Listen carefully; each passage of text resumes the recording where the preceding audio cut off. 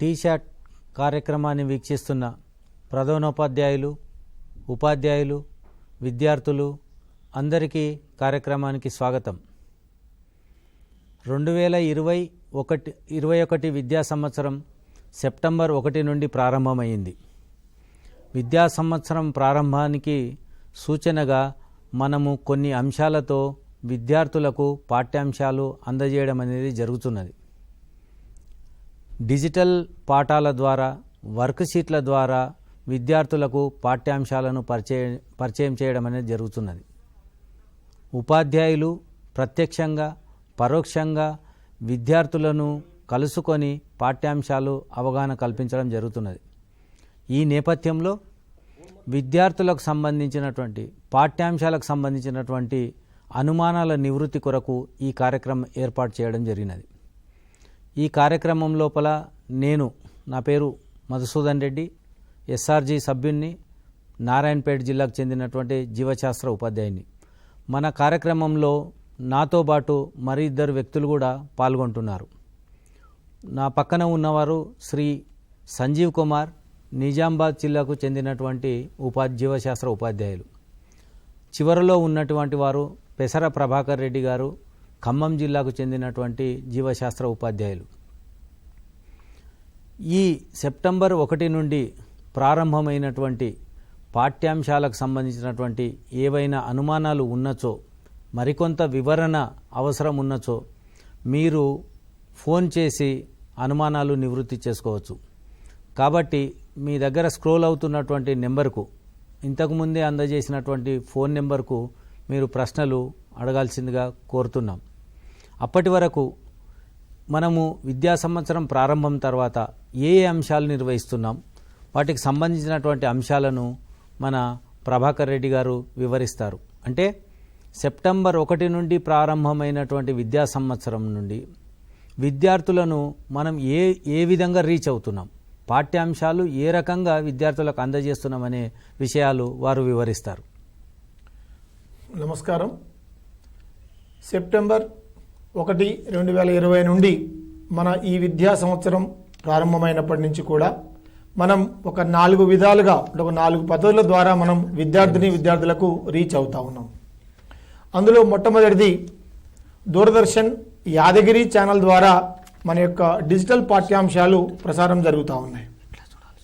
మరొకటి టీశాట్ యొక్క విద్యా ఛానల్ ద్వారా మన యొక్క పాఠ్యాంశాలు ప్రసారం అవుతూ ఉన్నాయి. మూడోది వర్క్ షీట్స్. మనం తెలంగాణ ఎస్సీఆర్టీ ప్రత్యేకంగా తయారు చేసినటువంటి యొక్క వర్క్ షీట్స్ కూడా విద్యార్థులందరికీ కూడా అందుబాటులోకి మన ఉపాధ్యాయుల ద్వారా తెస్తూ ఉన్నారు. సో ఆ మూడో పద్ధతి ద్వారా కూడా మనం విద్యార్థులకు రీచ్ అవుతూ ఉన్నాం.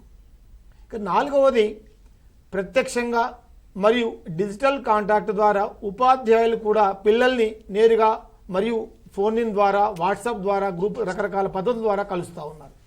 ఈ విధంగా మొత్తం మనం ఒక 4 పద్ధతుల ద్వారా, ఎందుకు 4 పద్ధతులు తీసుకుంటున్నాము, నేరుగా ప్రత్యక్ష బోధన చేసేటువంటి అవకాశం ఈ కోవిడ్-19 పాండమిక్ సీజన్లో లేదు. కాబట్టి మన విద్యా సంవత్సరం ప్రారంభించిన నాటి నుంచి మనం ఈ 4 పద్ధతుల ద్వారా మనం విద్యార్థులకు రీచ్ అవుతా ఉన్నాం. మనం ఇప్పుడు ఓకే చెప్పండి.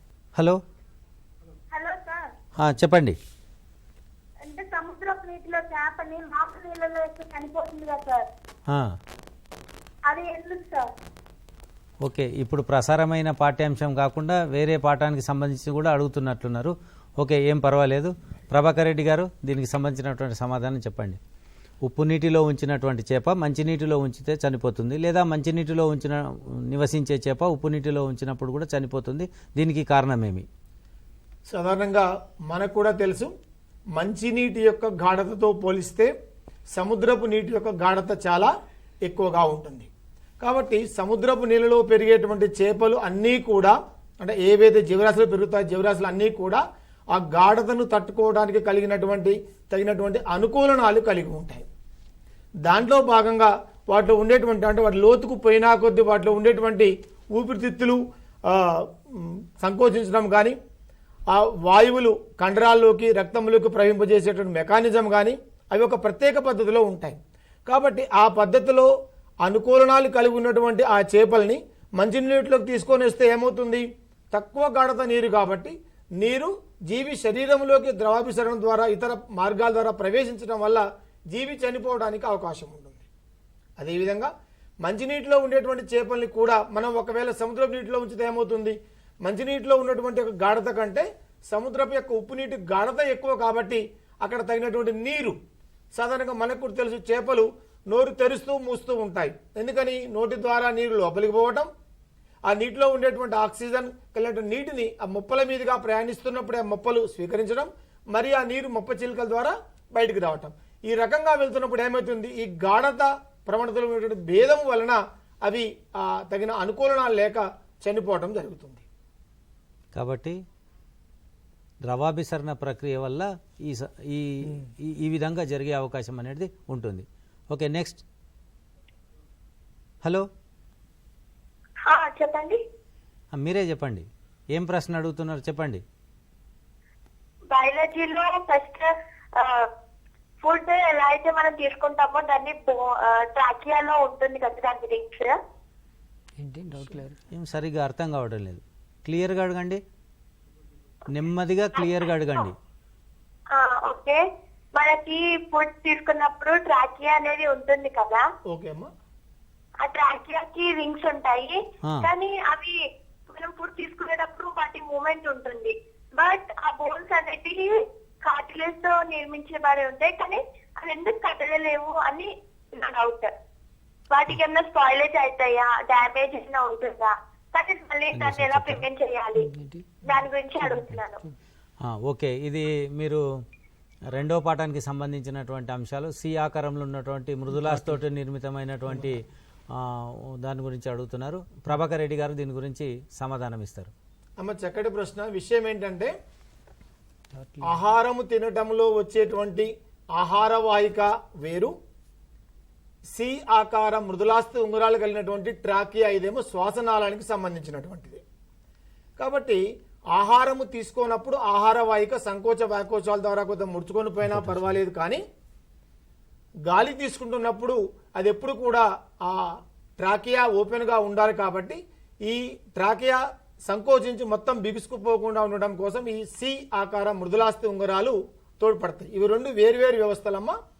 సి ఆకార మృదులాస్థి ఉంగరాలు కలిగినటువంటి ట్రాకియా అనేమో శ్వాస వ్యవస్థకు సంబంధించినటువంటిది. ఆహారం తీసుకోవడంలో అది నేరుగా లోపల నోటి నుంచి జీర్ణాశయానికి చేరేటువంటి ఆహార వాహికనేమో జీర్ణ వ్యవస్థకు సంబంధించినటువంటిది. Okay okay, next call. Hello. Hello sir. అడగండి, ప్రశ్న అడగండి. ఆహార నాళం గుండా ఆహారం వెళ్లే విధానం. ఓకే, ఆహార నాళం గుండా ఆహారం వెళ్లే విధానం గురించి చెప్పాలి, పెరిస్టాల్టిక్ చలనం గురించి వివరించాలి. ఓకే, సంజీవ్ కుమార్ గారు దీని గురించి వివరిస్తారు. చూడండి, మనము నోట్లో ఆహారం తీసుకున్న తర్వాత ఆహారం నోట్లో లాలాజల గ్రంథుల ద్వారా అది ఆహారం కొంత జీర్ణమైన తర్వాత అది ముద్దగా మారుతుంది. ఆ ముద్దగా మారినటువంటి ఆహారము తర్వాత ఎక్కడికి వెళ్తుందంటే ఆహార వాహిక, దాన్ని ఊసఫాయిగస్ అంటాం. ఇక్కడ ఆహారం ఏమవుతుందంటే ముద్దగా మారి గుండ్రంగా బోలస్గా మారుతుంది. బోలస్ అంటే ఏంటి, ముద్దగా ఉన్నటువంటి మెత్తగా చేయబడిన ముద్ద వంటి నిర్మాణం. ఆ ఆహారపు ముద్ద ఏమవుతుంది, డైరెక్ట్ గొంతులోకి వెళ్ళేటప్పుడు మన ఆహార వాహిక లోపల ఉన్నటువంటి కండరాలు కానీ, ఆహార వాహికలు ఉసఫైగస్లో ఉన్నటువంటి రకరకాల కండరాల వలన కానీ అది అలల రూపము అంటే దాన్ని మనం ఏమంటామంటే పెరిస్టాల్టిక్ చలనము. ఎప్పుడైతే మనము ఒక లోపల ఉన్నటువంటి కండరాలు సంకోచ వ్యాకోచాలు చెందుతున్నప్పుడు ఆహారపు ముద్ద వచ్చినప్పుడు ఆ కండరం ఏమవుతుంది, ఉబ్బి మళ్ళీ పై భాగం ఒత్తిడి కలుగజేస్తుంది, కింది భాగం ఆ ఒత్తిడి వలన ఆహార ముద్ద కిందికి జారుతుంది. మళ్ళీ అలా పైకి కిందికి జారడం వల్ల ఒక అలల వంటి ఒక నిర్మాణం మనము ఈ ఉసఫైగస్లో చూస్తాం. ఈ విధంగా ఈ అలల వంటి పెరిస్టాల్టిక్ చలనం వల్ల స్లోగా ఆహారము మెల్లమెల్లగా జారుకుంటూ జీర్ణాశయంలోకి వస్తుంది. జీర్ణాశయంలో ఉన్నటువంటి ఆ కండరాలు అక్కడ కూడా సంకోచ వ్యాకోచాలు, ఈ పెరిస్టాల్టిక్ చలనం అనేటువంటిది ఆహార వాహికలోనే కాకుండా మిగతా భాగాలైనటువంటి జీర్ణాశయంలో కానీ, చిన్న ప్రేగులో కానీ, పెద్ద ప్రేగులో కానీ కొన్ని జరిగేటువంటి అవకాశం ఉంటుంది. కాబట్టి మొత్తము ఈ విధంగా అలల మాదిరి చలనం ద్వారా ఆహారం ముద్దగా స్లోగా జీర్ణమవుతూ ఉంటుంది అన్నమాట. ఈ విధంగా ప్రసారం అవుతుంది ఆహారం. మనం తీసుకున్న ఆహారము నోటి లోపల నమలబడి లాలాజయంతో కలపబడి బోలస్గా మారుతుంది. స్తంభాకార కండరాలు, వలయాకార కండరాలు, శ్లేష్మము వీటన్నిటి సహాయంతో సార్ చెప్పినట్లు పెరిస్టాల్టిక్ చలనంతో ఆహారం అనేది ప్రయాణం అనేది చేస్తుంది. Okay, next call. Hello hello, చెప్పండి, అడగండి. Good afternoon sir. Good afternoon, ప్రశ్న అడగండి. Myself D. Vignesh Kumar, studying in 10th standard. Now I have a doubt on the question. What is the role of acid in stomach? Okay sir, role of acid in the stomach, జీర్ణాలయంలో విడుదలయ్యేటువంటి ఆమ్లం గురించినటువంటి అంశం. So Sanjeev Kumar గారు దీని గురించి So చెప్తారు. the main role of acid which is released in the stomach is hydrochloric acid. As we know that hydrochloric acid is the important acid which releases in the stomach. The main role of this hydrochloric acid is generally what it does means it neutralizes the food which enters into the stomach. Another what it does, it kills the bacteria which are present in the food. So these two plays an important role. The entire food is converted into chyme like structure in our stomach. So the chyme like structure, to make this food neutralized food, and to make because the food which we are entering into from the mouth, from the saliva, it is generally alkaline nature. When it comes to the stomach, it will become acidic. So the food should be neutralized there. So to make the neutralization of the food, the HCl plays an important role, and the release of HCl kills the bacteria which is present in the food, and the entire food will convert into semi-solid form, that is called as chyme. That chyme will place an important role to squeeze into the pyloric, from the pyloric sphincter it enters into the duodenum part. So the food material, because the food will be storing more and more time in the stomach, to get neutralize that food, the HCl plays an important role. Okay, that is the thing to kill the bacteria. Okay, next call. అడగండి, ప్రశ్న అడగండి. Hello. చెప్పండి. Good afternoon, sir. I am Varsha from 10th class from Karimnagar district, Gangadhara Model School. Sir, my question is, what is mean by parasitic nutrition in Kaskuta? Parasitic nutrition in Cuscuta. Okay. Yes, అదే sir. చెప్తారా, ನೀವು చెప్తారా? So Prabhakar Reddy sir గారు దీని గురించి వివరిస్తారు, కస్కుటా గురించి. Generally, we say plants are autotrophs. In the lower class, generally we say plants are autotrophs. But when we come to in the higher classes like 10th class, we say green plants are the autotrophs. It means green plants are the autotrophs. They are having chlorophyll, which is playing a key role in the process of photosynthesis, which in terms we can say the food preparation process. So in Kaskuta, what will happen naturally? Some species having no chlorophyll at all, only some species having just less chlorophyll percentage. So because of lack of chlorophyll, they are unable to prepare their food materials. They are unable to perform the process of photosynthesis. Because of this reason, Kaskuta, we can say, a parasite. A living organism depends upon other living organisms for their food. Because of this reason, we can say Kaskuta is a parasite. Kaskuta also called as the dodder plant, which it is not having the chlorophyll, so it depends on the other plants, on host plant. With the help of the Astoria, it gets the water and food from the host plant. So when they germinate from the seed, it develops the anchoring root. With that, when it climbs on the host plant, it develops the Astoria. With that Astoria, it gets the food material from the host plant. Okay, next call. Hello. Hello, sir. I have a doubt, sir. అడగండి. Ask the question. What is the role of saliva in digestion of food? What is the Role of saliva. What is the role of saliva in the digestion of food? Okay, what is the role of saliva in the digestion of food? Okay, Sanjeev sir చెప్తారు. So generally we know that the salivary glands are present in our mouth. Generally the salivary gland which is present in our mouth, there are 3 pairs of salivary glands are present in the mouth. They secrete the saliva, and actually the saliva, when we chew the food materials in the mouth, generally the saliva will be secreted from the salivary glands, and it makes the food slippery, number 1. And after making the food slippery, another thing is what the salivary glands which contain saliva contains an enzyme called as ptyalin. This ptyalin plays an important role and it converts the carbohydrates which we are taking in our food that will be converted into a maltose, a type of tasty sugary substance.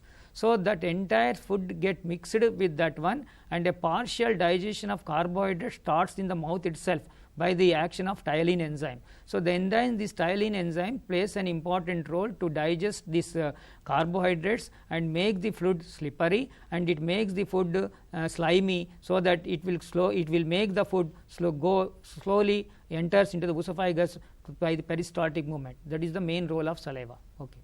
Okay, sir. So saliva contains the ptyalin enzyme which acts on the carbohydrates. Okay, next call. Hello.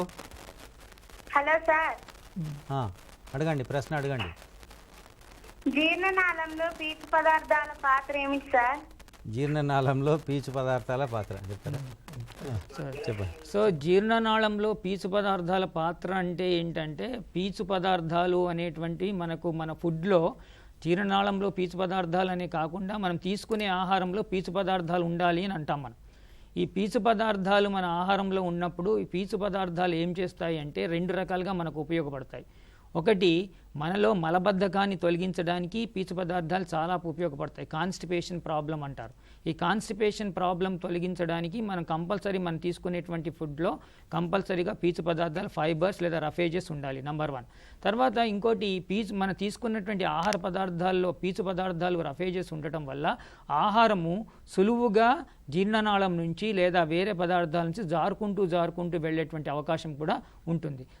స్లైడ్గా move కావడానికి, బాగా digest కావడానికి, మనం బాడీలో మొత్తం digestion process complete అయ్యి మలబద్ధకం లేకుండా ఉండడానికి పీచు పదార్థాలు ప్రధాన పాత్ర వహిస్తాయి. కాబట్టి మనం తీసుకునే ఆహార పదార్థాల్లో కంపల్సరీగా పీచు పదార్థాలు ఉండే విధంగా చూడాలి. కాబట్టి నారలు ఉండేటటువంటి కూరగాయలు లాంటివి ఖచ్చితంగా మనం తీసుకోవాలి. మలబద్ధకాన్ని నివారించడానికి ఇవి తోడ్పడతాయి. హలో. Hello sir. అడగండి, ప్రశ్న అడగండి. Wear do cells come from? Wear do cells come from? ఎక్కడి నుంచి కణాలు వస్తాయి? ఓకే చెప్పండి సార్, సెల్ థియరీ చెప్పండి సార్. ప్రభాకర్ రెడ్డి సార్ చెప్పండి. Generally, we come across the cell theory in the 9th class itself. The new cells comes from the existing cells by the process of cell division.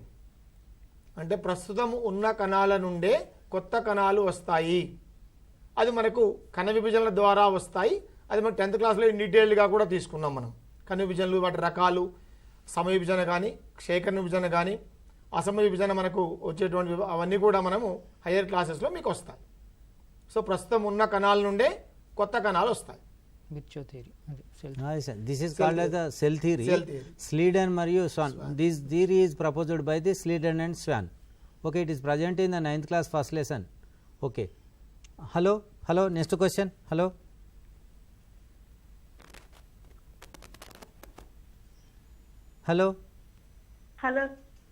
అడగండి, ప్రశ్న అడగండి. ఆహార నాళం గుండా ఆహారం వెళ్ళే విధానం. ఇంతకుముందే చెప్పడం జరిగింది కదమ్మా, పెరిస్టాల్టిక్ చలనం గురించి చెప్పినారు సార్, వివరించినారు సంజీవ్ సారు.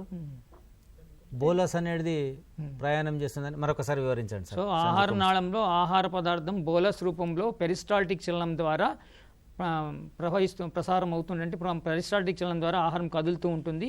అది పెరిస్టాల్టిక్ చలనం అంటే అలల రూపంలో ఉండేటువంటి చలనం అనమాట. ఆల్రెడీ ఆహార వాహికలు కానీ మిగతా ఆహార నాళంలో, జీర్ణనాళంలో ఉన్న ఏ భాగంలో కూడా పెరిస్టాల్టిక్ చలనం ద్వారానే ఆహారం మూవ్ అవుతూ ఉంటుంది. కొంచెం నిదానం చెప్పండి. Hello. Next call. Hello.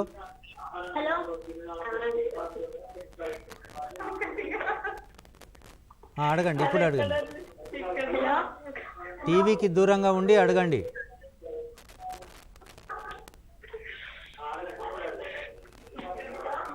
Hello. What is the role of acid in stomach? What is the role of acid in the stomach? ఇంతకుముందు చెప్పినారు కదా, already explain about it. What is the role of HCl in the stomach?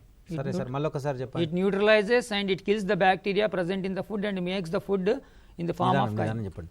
So the main role of acid in the stomach, it neutralizes the food material in the stomach and kills the bacteria which is present in the food and makes the food semi solid condition which is called as chyme. So మనకు పాఠ్యాంశాలు అనేటివి టీశాట్ ద్వారా మరియు DD Yadagiri ద్వారా ప్రసారం అనేటివి జరుగుతూ ఉన్నాయి. ఇంకెవరైనా ప్రశ్నలు ఉంటే మీరు ఫోన్ చేసి అడగవచ్చు. మనకు డిడి యాదగిరి లోపల 11:30 నుంచి 1 గంటల ఈ మధ్య లోపల 8, 9, 10 తరగతులకు సంబంధించినటువంటి పాఠ్యాంశాలు అనేవి ప్రసారం అవుతాయి. దీని లోపల జీవశాస్త్రానికి సంబంధించినటువంటి కూడా ప్రసారం అవుతాయి. కానీ రెగ్యులర్గా టీశాట్లో మాత్రం ప్రతిరోజు 8వ తరగతికి సంబంధించి 3 గంటలకు ఒక ప్రసారము, 3:30కు ఇంకొక ప్రసారం, 2 ప్రసారాలు అనేవి ఉంటాయి. 9th క్లాస్కు 4 గంటలకు ఒక ప్రసారము, 4:30కు ఒక ప్రసారం అనేది ఉంటుంది.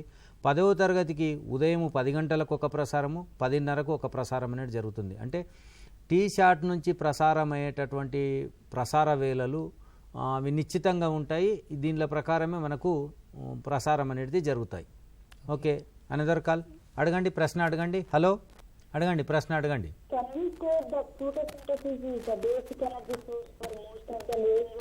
నిదానంగా స్పష్టంగా అడగండి, సరిగ్గా వినబడడం లేదు.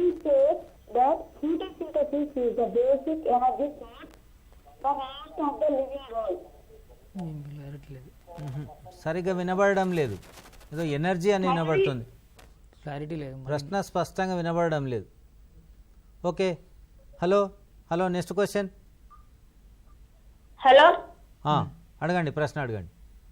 గుండెలో మంచి రక్తం చెడు రక్తం ఉంటుంది కదా, ప్రశ్న అడుగు, ప్రశ్న అడగండి. గుండెలో మంచి రక్తం చెడు ఉంటుంది కదా, అందులో మనిషి చనిపోయాక ఎందుకు రక్తం గడ్డ కడుతుంది?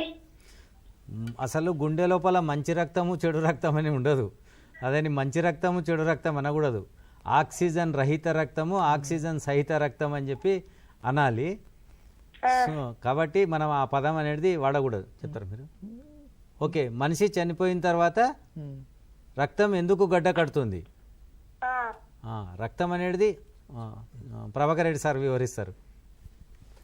సాధారణంగా మనకు అన్ని అవయవ భాగాల నుంచి కూడా ఆయా అవయవాలు పనిచేస్తూ ఉంటాయి. కాబట్టి పనిచేస్తూ ఉన్నప్పుడు కొన్ని మలినాలు ఏర్పడతాయి. అంటే పనిచేస్తున్న క్రమంలోనే రక్తంలో ఉన్నటువంటి ఆక్సిజన్ని స్వీకరిస్తాయి. కాబట్టి అన్ని అవయవాల నుంచి గుండె లోపలికి తీసుకొచ్చేటువంటి శిలల ద్వారా వచ్చే రక్తము మొత్తము కూడా ఆమ్లజని రహిత రక్తం. ఇప్పుడే సార్ ఒక క్లారిటీ కూడా చెప్పారు. ఆమ్లజని అంటే ఆక్సిజన్ రహిత రక్తంగా మనం చెప్పుకుంటాం. ఈ గుండెకు చేరిన తర్వాత ధమని ద్వారా, ఒక ప్రత్యేకమైన పుపుస ధమని ద్వారా ఈ యొక్క ఆమ్లజని అంటే ఆక్సిజన్ రహిత రక్తము ఊపిరితిత్తులకు కొనుగోబడుతుంది.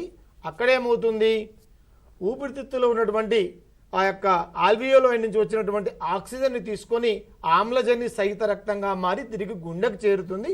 చేరిన తర్వాత అలాంటి ఆమ్లజని అంటే ఆక్సిజన్ సహిత రక్తం గుండెలోని అన్ని భాగాలకు కూడా పంపిణీ చేయబడుతుంది. ఇది ఫస్ట్ ఆఫ్ ఆల్ రక్తం గురించినటువంటి క్లారిటీ. రెండోది, చనిపోయిన తర్వాత ఎందుకు రక్తం గడ్డగడుతుంది? ఫర్ ఎగ్జాంపుల్, మన బాడీ టెంపరేచర్, మనము ఉష్ణరక్త జీవులము చెప్పుకుంటాం కదా, మనకు శరీరం యొక్క రక్తం యొక్క టెంపరేచర్ స్థిరంగా ఉండడానికి కారణం ఏంటి? మనకు శ్వాసక్రియ రేటు. అంటే శ్వాసక్రియలో శక్తి విడుదలవుతుంది. ఆ విడుదలయ్యేటువంటి శక్తి, కొంత శక్తి ఏమో ఏటీపీ రూపంలో మన జీవక్రియల కోసం ఉపయోగపడుతుంది. మరికొంత శక్తి ఉష్ణ శక్తిగా మారి మన శరీరాన్ని వెచ్చగా ఉంచడంలో తోడ్పడుతుంది. సాధారణంగా శీతాకాలం లోపల కూడా ఎక్కువ శక్తి మనకు ఉష్ణం కోసం ఖర్చు కావడం మనకంతా కూడా తెలుసు. ఎప్పుడైతే మనిషి చనిపోతావో ఏమవుతుంది? శ్వాసక్రియ అనేటువంటిది ఆగిపోతుంది. కాబట్టి ఉష్ణ శక్తి జనించడం అనేటువంటిది ఆగిపోతుంది. కాబట్టి బాడీ టెంపరేచర్ ఆటోమేటిక్గా ఏమవుతుంది? తగ్గిపోతుంది. చివరికి బాడీ టెంపరేచర్ మొత్తం కూడా తగ్గిపోయినప్పుడు అక్కడ ఉండేటువంటి రక్తం అక్కడే కండరాలు ఎక్కడెక్కడ ముడుచుకోవడం వల్ల అక్కడ రక్తం అక్కడే గడ్డగట్టి ఆగిపోతుంది. Okay, okay sir. Okay, next question. Hello hello, ప్రశ్న అడగండి, అడగండి, ప్రశ్న అడగండి. Hello, sir. How do fungi and bacteria obtain their nourishment? How do? Sir, క్లియర్గా అడగండి. how do how do fungi and bacteria obtain their nourishment? Okay, fungi and bacteria, in what method they get the nutrition? Okay, Okay, Sanjeev sir, చెప్పండి. Generally we know that there are 3 types of nutritions. We know that one is called as autotrophic nutrition, another one is heterotrophic nutrition. In the heterotrophic nutrition there are again 2 types. One is parasitic nutrition, you know that. Another type is there, that is called as saprophytic nutrition. The meaning of saprophytic nutrition is what? Generally all the fungi, generally the fungi which groups mushrooms like that fungi, they take the food from the dead and decaying organic matter. That means what? They kills the whatever they generally they grow on the dead and decaying organic parts, and generally they take the food from those dead and decaying organic matter. Such a type of nutrition generally we found in fungi and some sort of bacteria. So this type of nutrition is called as saprophytic nutrition. So the mode of nutrition which we find in fungi is a saprophytic, particularly we will find in mushrooms. It is nothing but they take the food from the dead and decaying organic matter. That is okay. So in the nutrition we are having the autotrophic nutrition and the heterotrophic nutrition. So the fungi nutrition belongs to the saprophytic nutrition. Okay, with the decaying the food material or any material, it gets the food. So మనకు ఈ రకంగా ప్రసారం అనేది జరుగుతూ ఉంటుంది. కాబట్టి ఆయా సమయాల లోపల ఈ ప్రసారాలను చూడాలి. అయితే ప్రసారం అవ్వకముందే మీరందరూ ఆ పాఠ్యాంశాన్ని ముందే చదువుకోవాల్సినటువంటి అవసరం ఉంది. అప్పుడు మాత్రమే దాన్ని మనం అవగాహన చేసుకునేటటువంటి అవకాశం ఏర్పడుతుంది. కాబట్టి ప్రసార వేళలకు ఏ రోజు ఏ పాఠ్యాంశం ప్రసారం అవుతుందో తెలుసుకొని ఆ పాఠ్యాంశాన్ని ముందే చదివి సన్నద్ధమయ్యి అప్పుడు మనం వినాలి. విన్న తర్వాత అన్ని అంశాలను నోట్బుక్లో నోట్ చేసుకొని మీ సార్ వాళ్ళతోటి ప్రత్యక్షంగా కలిసినప్పుడు కానీ పరోక్షంగా కానీ ఫోన్ ద్వారా కానీ వాట్సాప్ ద్వారా కానీ మీరు ఆ దానిలకు సంబంధించి మరింత వివరణ అనేది పొందవచ్చు. అదేవిధంగా మనకు వర్క్ షీట్స్ కూడా అందుబాటులో ఉన్నాయి. ఈ వర్క్ షీట్స్ లోపల మనకు లెవెల్ 1 లెవెల్ 2 అని 2 రకాల స్థాయి లోపల ఉన్నటువంటి ఉన్నాయి. లెవెల్ 1 అన్నిటివి గత తరగతికి సంబంధించినటువంటి పునశ్చరణ చేసేటటువంటి వర్క్ షీట్స్. లెవెల్ 2కు సంబంధించినటువంటి ప్రస్తుత తరగతికి సంబంధించినవి, అవి ఒక 2 వారాలకు సంబంధించినవి ఉన్నాయి. నెక్స్ట్ ఇవి పూర్తి అయిన తర్వాత మిగిలిన వారాలకు సంబంధించినవి కూడా మనకు అప్లోడ్ చేయబడతాయి. వాటిని కూడా మీరు చదివి అవగాహన చేసుకొని ఈ విధంగా టీసీఆర్టీ యొక్క లైవ్ కార్యక్రమం లోపల మీ డౌట్లు తీర్చుకోవచ్చు. మీ ఉపాధ్యాయులు ప్రత్యక్షంగా కానీ పరోక్షంగా కానీ వాళ్ళని కలిసినప్పుడు కూడా మీ డౌట్లను మీరు తీర్చుకోవచ్చు. కాబట్టి ఈ కార్యక్రమం అనేది ప్రతి శనివారం ఉంటుంది. మీరు అప్పటి వరకు మీరు డిజిటల్ తరగతుల ద్వారా కానీ వర్క్ షీట్ల ద్వారా కానీ ఏవేవి అనుమానాలు ఉన్నాయో అవన్నీ మీరు నోట్ చేసుకొని మమ్మల్ని ఈ ఇచ్చినటువంటి ఫోన్ నెంబర్ ద్వారా సంప్రదించి మీ అనుమానాలను నివృత్తి చేయడం అనేది జరుగుతుంది. సో ఇప్పుడు ఈ జీవశాస్త్రానికి సంబంధించినటువంటి కార్యక్రమం పూర్తయింది. నెక్స్ట్ అతి త్వరలో ఒక 2-3 నిమిషాల లోపలనే సాంఘిక శాస్త్రానికి సంబంధించినటువంటి సెషన్ ప్రారంభమవుతుంది. కాబట్టి మీరు సాంఘిక శాస్త్రానికి సంబంధించినటువంటి ప్రశ్నలు ఏవైనా ఉంటే వాటిని రెడీ చేసుకొని అడగాల్సిందిగా కోరుతున్నాం. ఓకే.